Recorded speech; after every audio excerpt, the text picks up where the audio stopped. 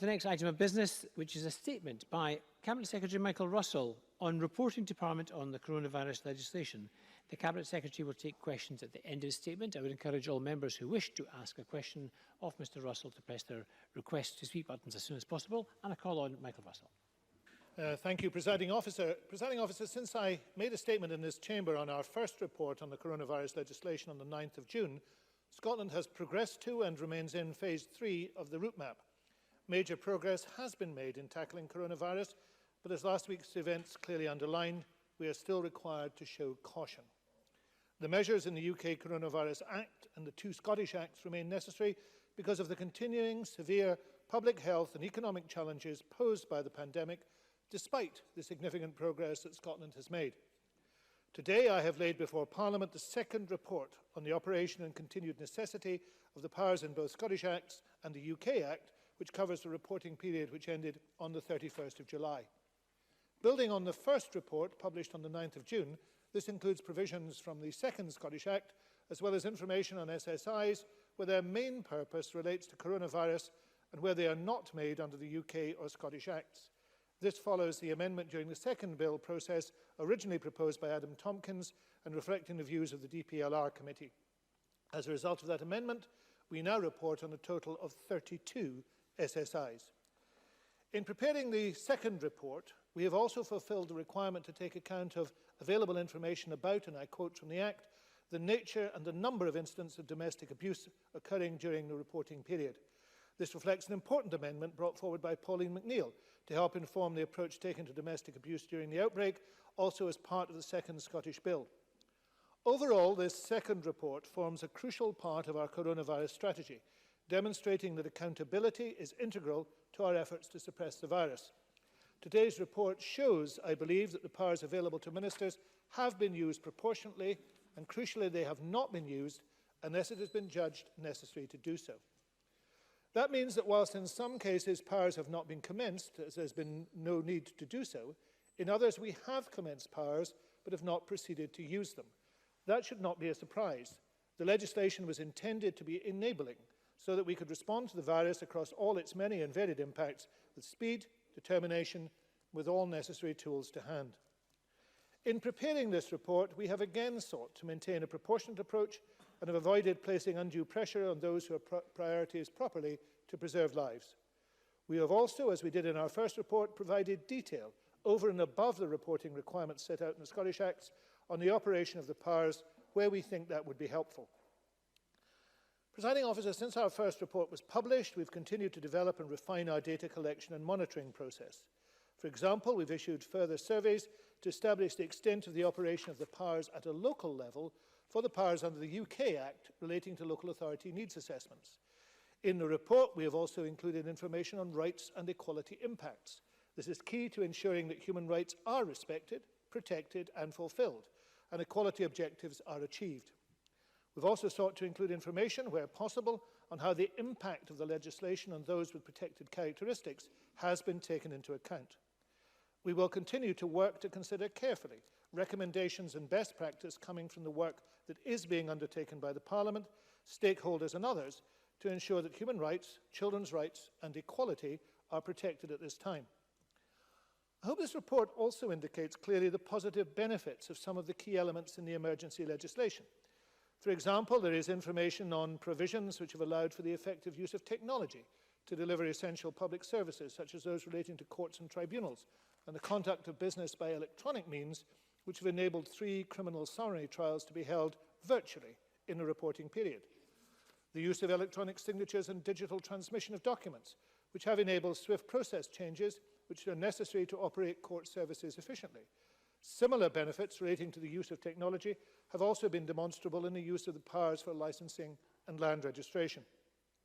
The powers relating to suspension of pension scheme rules and the establishment of the temporary social work register have provided additional resilience and enhanced capacity in the workforce. The second Scottish Act also introduced provisions relating to the carers allowance supplement.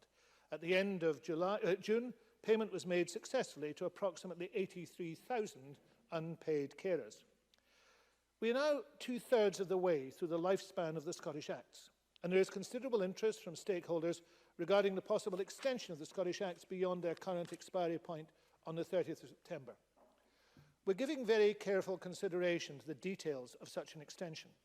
We're mindful of the calls from stakeholders that provisions of the legislation in areas, for example, such as housing, have provided vital protections for individuals throughout the pandemic and that there is a continuing need for them. But we're equally mindful of the commitments we've made and which I have regularly reiterated, that such legislation must not be in place for a moment longer than is necessary.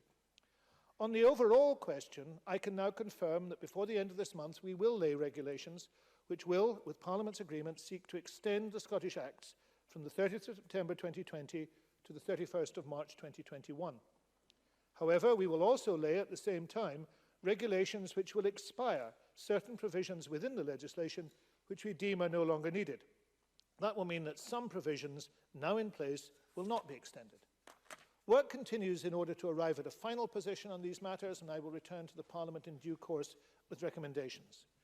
The timing of laying these regulations is intended to ensure that Parliament has time to scrutinise them, but also that they are drafted sufficiently close to the point at which the Acts expire to enable us to reflect the latest position as regards provisions which need to be covered by a proposed extension and those which can now be proposed for expiry. Presiding Officer, let me now turn briefly to the position regarding powers in the UK Act, to which the Scottish Parliament gave its consent on the 24th of March this year, I think exactly 20 weeks ago. The UK Act has a sunset clause by which it expires on the 25th of March 2022, 2 years after it was passed, subject to certain exceptions which are set out in the legislation. Under the requirements of the Act, the House of Commons will undertake a review of its non-devolved provisions after 6 months of operation, which will be at the end of September, and debate a motion on whether those provisions continue to be necessary, in precise terms that the provisions should not yet expire. The devolved provisions in the UK Act will not be in scope of that House of Commons 6 months review. However, a review of their status, operation and continuing necessity is part of the Scottish Government's own reporting on the UK and Scottish Acts. Our third report to Parliament on these powers will be due following the end of the reporting period on the 30th of September. And as part of this, we will be giving full consideration, as in our previous reports, of whether these powers continue to be necessary and proportionate. There will then be the opportunity for this Parliament to scrutinise the judgments we've made when it considers our third report and to express its view. Presiding Officer, let me conclude by noting formally, as is required by Section 15 of the First Scottish Act and Section 12 of the Second Scottish Act, that Scottish ministers have conducted a review of the provisions in Part 1 of those Acts and have prepared this report. We're satisfied that the status of the provisions set out in Part 1 of the Act remains appropriate. We've also undertaken a review of the SSIs to which Section 14 of the Second Scottish Act applies. Scottish ministers are also satisfied that the status of those SSIs at the end of the reporting period is appropriate. A review has also been conducted of the provisions of the UK Act, for which the Scottish Parliament gave legislative consent, and these are also covered within the report, and we remain satisfied that the status of these provisions remains appropriate. I now look forward to and welcome the opportunity of engagement with the Parliament as it considers the second report. Presiding Officer, though we have made considerable progress through the phases of emerging from lockdown, the crisis we are going through is not as yet ended. Indeed, the events of the past week and necessary reintroduction of lockdown measures in Aberdeen remind us of all of the very real risks of a potential resurgence of the virus. It is essential that we as a Parliament provide the legislative tools and measures to respond to the serious threat we continue to face. We only need to look around Europe and beyond to see that governments and parliaments elsewhere are still grappling with these challenges, as we are. Our job isn't yet done, and I commend this report on the Coronavirus Acts to the Chamber.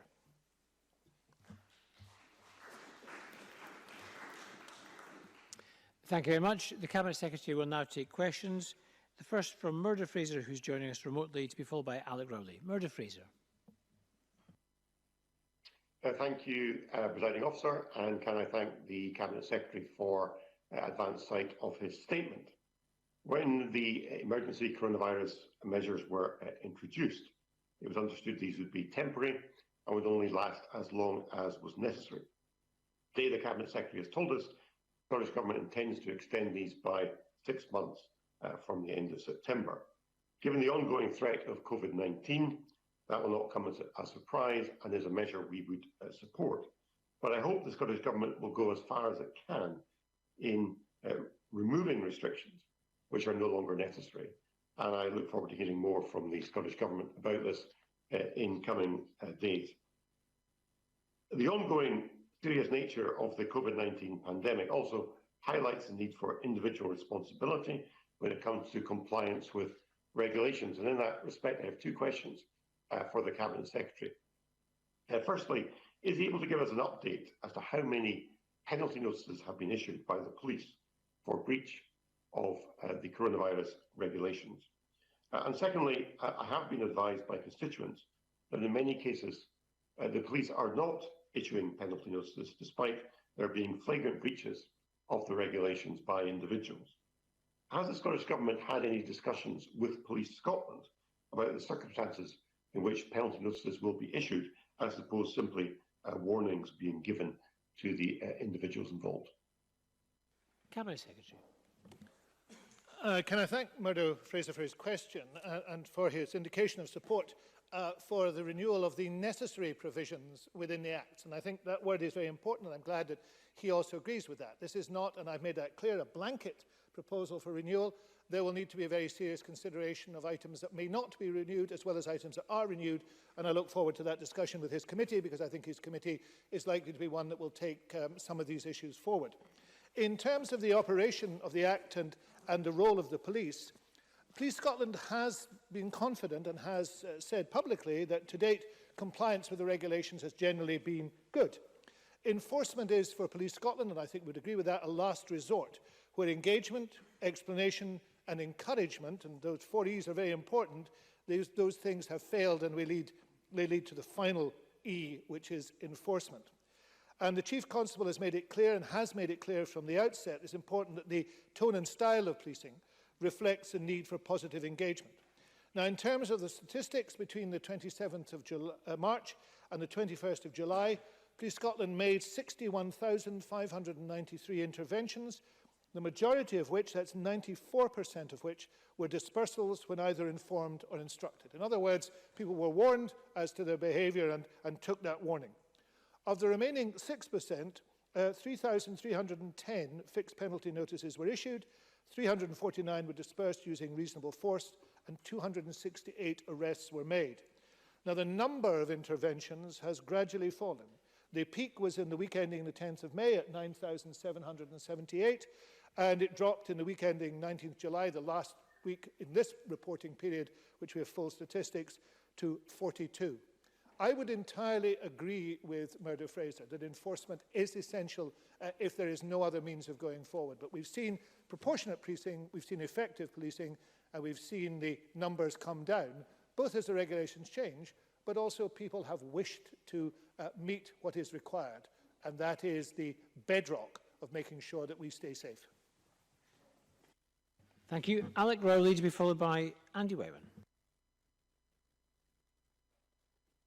Made comment that progress has been made in terms of tackling and driving down the virus, but I do worry that there are those who've taken their eye off the ball, and that is visible as you see people, for example, going into shops without using the mask. So we need to be vigilant, and we need to, and Labour will continue to support the government where we need powers. I also welcome the extension that is proposed to the Coronavirus Act, and specifically housing. Shelter Scotland, Citizens Advice Scotland have put forward a very strong case that Labour supports for extending the legislation to ensure that we do prevent evictions until April next year. But would he agree that, given that council housing allocations have been frozen in most parts of the country since the COVID crisis came in, that the housing crisis that Shelter Scotland talked about before COVID is continuing to become even greater, and more people are finding it difficult to access housing? At the same time, Presiding Officer, the need to drive the economy should be driven by investment in infrastructure, and that housing should be a national infrastructure priority so that we can get the houses that we need, the jobs, the skills, the training. Would he seek for the government to come forward when they look at the extension of this legislation to have a wider debate on how we need to tackle the housing crisis in Scotland and grow our economy at the same time? Cabinet Secretary. Well, I'm quite sure that the Housing Minister, Kevin Stewart, will want to bring to this chamber debate and discussion a whole range of issues, and I'm sure he will note that that is a request that is brought here, and I'm sure he'll be sympathetic to the request to discuss all issues of housing. I have to say, in terms of this Act, the narrow responsibility that I'm bringing to this chamber for this Act, we are very mindful of some of the arguments that I think Alec Rowley is putting. The issues are not as clear-cut as they might be. There is undoubtedly a need to continue to protect tenants, and we recognise that. And yesterday, we laid regulations for a new requirement that tribunals have to consider whether a landlord has undertaken certain actions to support tenants before eviction.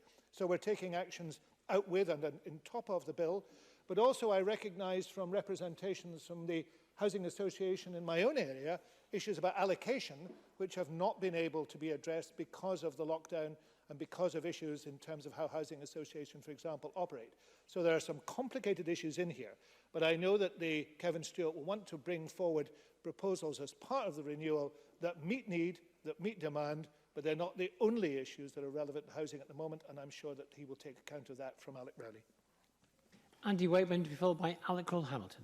Thanks, Presiding Officer, and I thank the Cabinet Secretary for advancing out the statement. On the 18th of June, the Scottish Courts and Tribunal Service responded to a written question from me, noting that 158 applications for eviction were made between 25th of March and 16th of June, and there are 484 applications outstanding, the vast majority of these initiated before the emergency period. Can the Cabinet Secretary confirm that, first of all, the rented provisions in the Act will be extended? Second, in particular, will the Government agree to extend the existing 6-month notice period to 12 months to ensure there are no winter evictions? Third, will the Government reconsider the need to outlaw forever evictions on the grounds of arrears accrued due to coronavirus? And fourthly, why in paragraph 7.1.1.11 in the report, under the Equality Impact Assessment, is there only mention of the landlord's property rights under Article 1, Protocol 1 of the European Convention on Human Rights, and no mention at all of the balancing Article 8 right in respect for a person's private and family life, his home and his correspondence? Cabinet Secretary. Can I make it clear that the Housing Minister will come to committee, and I'm sure come to this chamber, with his detailed proposals? We cannot, in the renewal of the legislation, change the detail of the legislation. That requires new legislation. What we can do is either continue the powers or not continue the powers. And we have to decide that before we put the regulations to this chamber. And it's a clear process, and therefore we're not going to be able to amend it. So if there is a continuation of the 6 months, and I think the Housing Minister has made it clear that he would like to see that. I don't want to commit absolutely at this present moment because discussion continues, but if there is that continuation, and certainly I hope there will be, if that's continuation, the terms of it cannot be changed within this legislation. It would require new legislation to do so, and we're not planning new legislation at the present moment. In the wider question of evictions, nobody wishes to see evictions take place. And certainly there should be, and I repeat this unequivocally, there should be no evictions due to coronavirus. There are, of course, other circumstances in which evictions take place, and all of us as members of this Parliament will have seen circumstances in which that was not only an inevitability but a necessity, sometimes in terms of antisocial behaviour. So in all those circumstances, we will want to protect tenants, protect their rights, and make sure that they enjoy the security that they have. But I would ask members to remember, we cannot pick and choose to change the legislation. We can decide what we don't renew and what we do renew, and that is the question. Those are the questions that will be before us. Let's call Hamilton to be followed by Fulton McGregor. Thank you very much, Presiding Officer, and I'm grateful to the Cabinet Secretary for advance sight of his statement. Can I ask once again about Schedule 9, those changes to mental health regulations, which can increase the amount of time somebody is detained for and reduce the number of clinicians required for intervention? These powers remain available to the Scottish Government, but no circumstances have yet emerged during the crisis requiring their use. When I asked the Cabinet Secretary to repeal Schedule 9 during his last report, he quoted to me the view of a senior psychiatrist in support of its retention. But, presiding officer, psychiatrists may be experts in mental health, but they are not experts in human rights, and many human rights champions are calling for its repeal. Will he now reconsider? Cabinet Secretary. Of course, I'm happy to say to Alec Cole-Hamilton that everything within the legislation will be considered, whether it should be renewed or not. But I think it's, if I may use an Irish word, a little fluhulic to dismiss the view of the President of the Royal College of Psychiatrists as just another psychiatrist. When the Royal College of Psychiatrists says that these powers are necessary and are needed in these circumstances, it would behove every member of this chamber to listen to that individual. So I'm not going to dismiss it out of hand. There will be a discussion, there will be consideration of renewal, and at that stage, when we bring recommendations, I'm sure we will hear again from Mr. Cole-Hamilton. Fulton McGregor to be followed by Rona Mackay. Thank you, Presiding Officer. There's been a lot of commentary recently about the development of a vaccine. Is there anything in these acts that can help to ensure widespread coverage in Scotland should a vaccine become available? Cabinet Secretary. The member raises an interesting question. There is a provision in, I think, the second of the acts, no, the first of the acts, which allows a wider group of people to administer vaccines than is presently the case legally. That has not been used as yet, but there are circumstances in which it could be used, and it is an interesting example of legislation that's been passed which has not yet been required but may be required, and it could be required in two sets of circumstances. It could be required when there is a need for and a request for mass vaccination in terms of a vaccine for the coronavirus, but it might also be needed in terms of the very intensive programme that will take place for the flu virus this year, which I think everybody over 55 is to be offered the opportunity to have the flu virus. So there is a provision within the legislation which I think it would be wise to hold on to, although it has not yet been used. And there will be a number of those provisions in the legislation which we should be aware of and which we should discuss. Rona Mackay to be followed by... Sorry. Yeah. Rona Mackay to be followed by Oliver Mundell. Thank you, Presiding Officer. It's very welcome that the Scottish Government is taking such a proactive approach to domestic abuse during the coronavirus outbreak. Can the Cabinet Secretary confirm that guidance for local authorities on how to respond to domestic abuse will continue to be regularly refreshed to reflect any changing circumstances in terms of the lockdown measures which are in place? Cabinet Secretary. I can confirm that the provisions that were put into the bill on this matter are not provisions I would expect we would wish to dispense with at this time, so they will continue. The initial analysis of the figures that we have does indicate a rise in domestic abuse during the reporting period, but I think we do need to drill into those figures a lot more closely before we can talk about them in detail. But it was a very important part of this Act, and certainly there is no intention from the Government of walking away from that part of the Act, so I would expect it to continue. Oliver Mundell to be followed by Jackie Bailey. Thank you, Presiding Officer. As the constituency member for Gretna Green, can the Cabinet Secretary set out for me why the draconian one-size-all restrictions on wedding gatherings remain proportionate and necessary? How can it be fair to leave individuals and businesses in limbo and delay such an important life event when similar-sized gatherings are allowed in pubs, restaurants and on public transport and all involve strangers? Cabinet Secretary. Presiding Officer, we all receive representations from a range of businesses, and we feel very deeply about them. I've received representations myself in the last few days about wedding venues. But I think we have to look at this in two ways. The first way to look at this is to say that quite clearly weddings can take place, and there's been a big increase in the number of weddings that have taken place as a result of weddings being possible again. But the regulations about weddings are not the same as regulations about social gatherings. And a social gathering is a wedding reception is a social gathering. And in those circumstances, a social gathering of people from many households which have come together, which are likely to come together, And in those circumstances, it needs to be regulated in the same way as other social gatherings. Now, that is a necessity. I wish it wasn't so, but we need to look at the entire balance of how these things are managed. It is not as simple as taking one item and saying, let's compare that to another item. The priority today should be and is getting schools back. That was the declared priority from the First Minister, and that is something that is now taking place. Nobody wants any regulation or restriction to last a moment longer, but simply shaking your head, Mr. Mundell, does not make something true. The dangers from unlimited gatherings continue to be there, and difficult decisions have to be made as a result of it. Jackie Bailey, to be followed by Ruth Maguire. The Cabinet Secretary will be aware that debt is increasing because people are losing their jobs as a result of coronavirus. I hope, therefore, that the provisions in the first two emergency bills on bankruptcy and debt will be extended as they are needed now more than ever. I would also, however, ask him to consider doing something that the Scottish Government has so far refused to do, which is to freeze interest rates and fees. I sincerely hope that the Scottish Government will not continue to set its face against a progressive measure that would make a real difference to debtors in Scotland. On that basis, will the Cabinet Secretary work with me to help those who end up in debt because they have lost their jobs? Cabinet Secretary. I'm quite sure that the Minister who deals with these matters, which I think is Jamie Hepburn, will be happy to continue his discussions with you, which have been intensive, I know, and I'm sure that is benefiting both of you, to try and find some way to resolve the issue. But I do want to pay tribute to the work you did on the Second Act, I think it was, in making sure that we did move on that matter, because it has had an impact. There have been quite a number of people who have paid nothing at all, and some people who have been able to have their charges reduced as a result of that amendment. And that was a result of productive discussion across the chamber.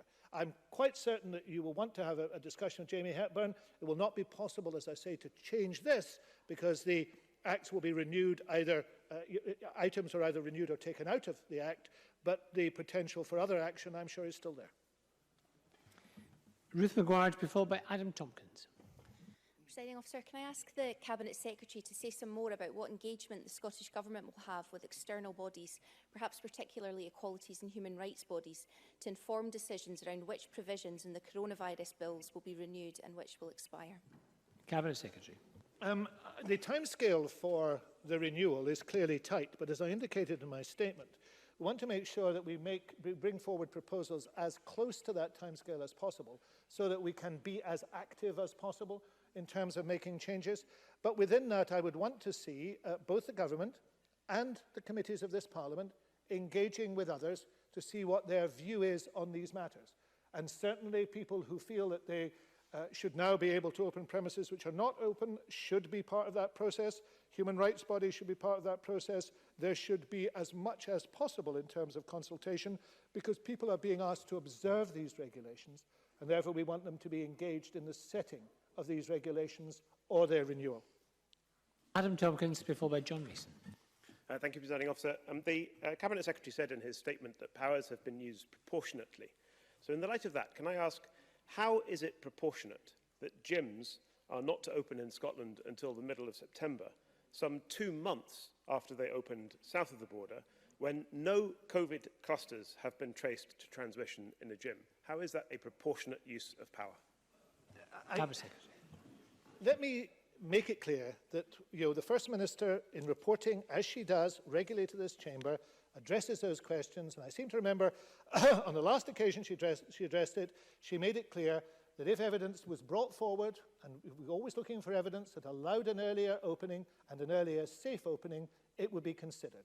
The view presently is that that is not the situation and will not, but that, once again, it is certainly possible to shout, but it is probably more sensible to listen to the evidence that is brought forward, to the information that is brought forward, and to ensure that we are all taking part in a process which is designed to suppress the pandemic and to move on.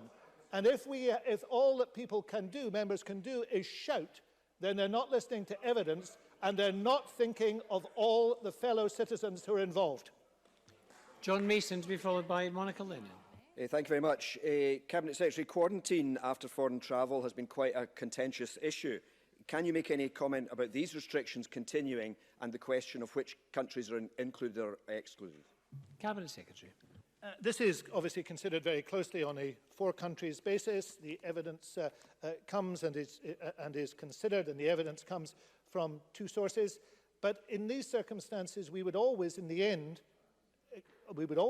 make sure that we make the judgment based upon what we regard as the risk and the safety to citizens. And that is not an easy thing to do, and we've seen that in other cases in terms of considering, for example, excluding one country which was not excluded elsewhere. But quarantine is essential because bringing the virus into the country is clearly a major issue. And we've seen today in New Zealand, where I think for the first time in 102 days, there are now 4 cases in the city of Auckland. And the action taken in the city of Auckland has been to ensure that there is no possibility of that virus coming in from elsewhere. So we also learn from other people. And we should learn from other people too in terms of considering the totality of the matter, and not just one sector against another. John Mason to be followed, Monica Lennon to be followed by Joan McAlpine. Thank you, Presiding Officer. I accept what the Cabinet Secretary has said today about being proportionate and evidence-based in his approach to the legislation and, of course, the guidelines. Can I raise the issue of funerals? Other colleagues have raised it recently at the COVID-19 committee. Can he explain or publish the evidence base which limits attendance at funerals in place of worship to only 20 people? Many of us can gather in pubs and restaurants across multiple households, but not to mourn our loved ones. Can he spell out the evidence behind this, please? Cabinet Secretary. Well, I've said at committee before, and Monica Nelson knows this, I've said at committee before that if individual members wish to have individual evidence, they should ask ask that, and they will get individual evidence.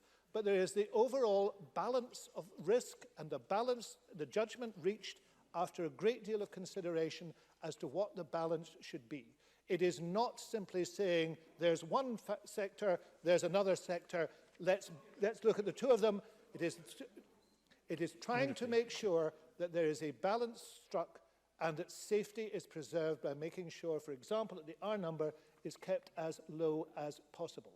It would behove us all if we looked at that as carefully and as calmly as we can and made sure we understood that simply by promoting one sector over another, you may be having unexpected consequences which could be immensely serious.